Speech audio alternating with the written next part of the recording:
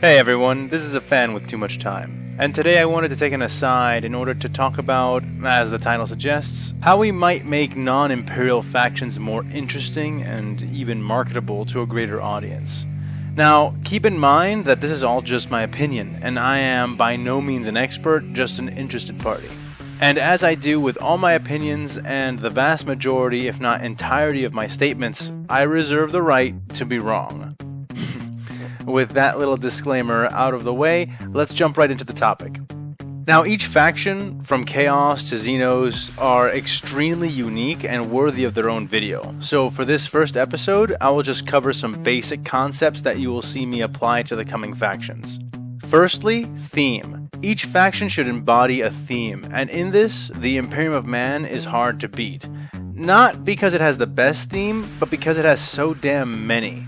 I won't bore you with an exhaustive list of all possible factions and faction combinations within the Imperium. Suffice to say that the Space Marines alone have variety that encompasses so much that anyone and everyone can find a Marine chapter or successor to play.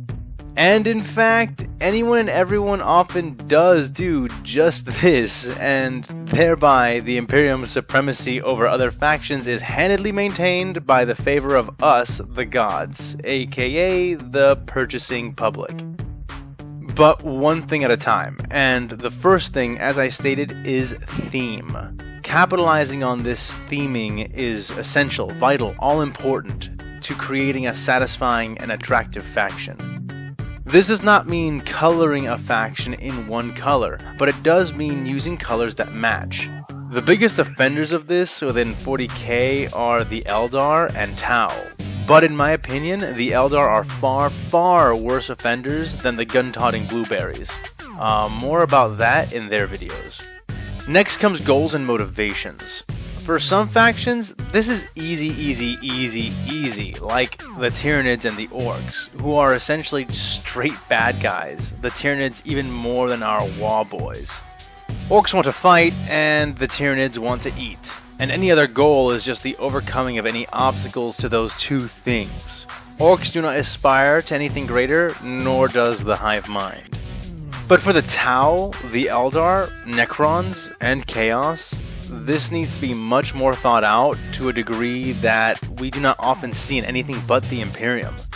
I'm not precisely sure why, but it could just be a result of the Space Marines and the Imperium at large having no real goal outside of survival. This goal is everlasting and sensical, and it involves doing everything.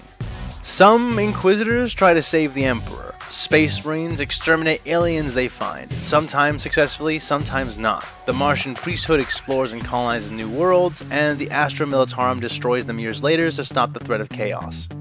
The Imperium is full of individuals and individual situations. The same cannot be said for the others for the most part, and I will get into why in their individual episodes, for their shortfalls, at least the ones I perceive, are far from shared or mutually executed. Lastly, the thing the Imperium does so well, allowance of variety. As strict and horrifying as the Imperium seems to be, it truly isn't. It isn't anything. The Imperium is just a title, slapped onto a billion different worlds, forces, people, and situations.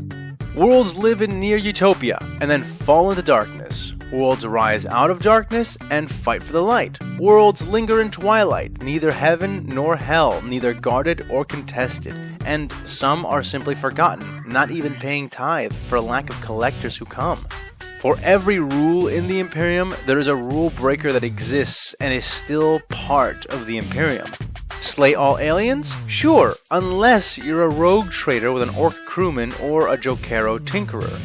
Burn the witch? Of course, unless you are a radical inquisitor with a few daemon hosts to keep it line. Purge the mutant? Does anyone even strictly apply this rule? Because we have oceans of mutants all over the place, to the point that we should be able to field them as fodder.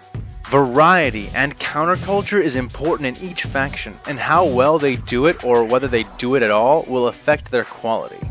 There will be nuances and such, which I will go over with each faction, but I will be keeping my mind consistently oriented towards these three concepts as I go along. So please let me know in the comments which faction you think should be first. I'll see you guys next week. Until then, take care. Shit worth it, y'all give a man purpose. Y'all make a man kill it when I'm performing these verses. It'd be a disservice if this music never surfaced to the top of this circus. All this time would be worthless. I'ma be first, bitch. All I do is work, bitch. Party hard, sure, bitch. Then back to the verse, bitch. They gon' need a nurse quick. Put them in a hearse shit. Using every word you get heard by this earth, bitch. Love playing this game. I ain't rapping for the fame. Nah, I rap to make a name. To be heard and make a change, yeah. To be heard and make a change. Yeah, I just wanna make a change.